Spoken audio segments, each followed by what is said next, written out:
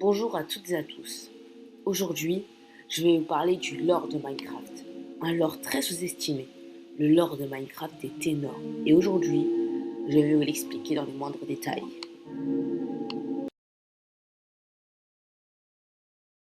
Chapitre 1. Un monde en ruine. Vous créez un monde et boum, vous apparaissez dans une planète faite de cubes. Et une question se pose. On voit des constructions, des zombies qui ressemblent étrangement à un skin de Steve, le skin de base de Minecraft. Comme si c'était des humains avec le skin de Steve qui était contaminé.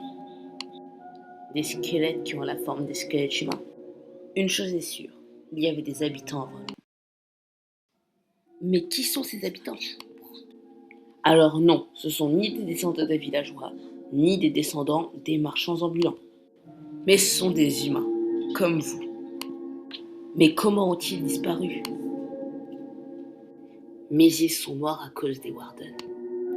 Mais on y reviendra plus tard. On peut voir qu'ils ont déjà toutes mes connaissances actuelles avec leurs coffres, leurs constructions, leurs plantes, leurs armures, etc. etc. C'est malheureusement tout ce qu'on connaît sur eux et on passe au chapitre 2. Chapitre 2, les Wardens. Si on creuse un peu sous nos pieds, on peut trouver des anciennes cités. Là où réside une créature nommée Warden, la créature qui avait tué les anciens habitants. Maintenant, parlons de la mort des anciens habitants. Les anciens humains voulaient se réfugier, mais en fouillant dans les mines, pour la première fois, ils découvrent les anciennes cités. Ils sont tombés face au Warden et ils sont tous morts. Le Warden a aussi quelques spécificités. Il est certes aveugle, mais a une entente absolument incroyable. Mais personne ne sait comment ça se fait. Mais une autre question se pose. Pourquoi les anciennes cités sont abandonnées? Mais beaucoup de questions seront répondues à la sortie de Minecraft Dungeons 2. Sinon, passons au prochain chapitre. Chapitre 3. L'ancien Nether. Le Nether que vous connaissez aujourd'hui n'était pas le même qu'avant.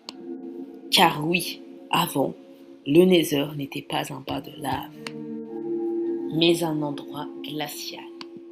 On peut prouver ça par les blocs de basalte. Le bloc de basalte se forme un peu comme le bloc d'obsidienne.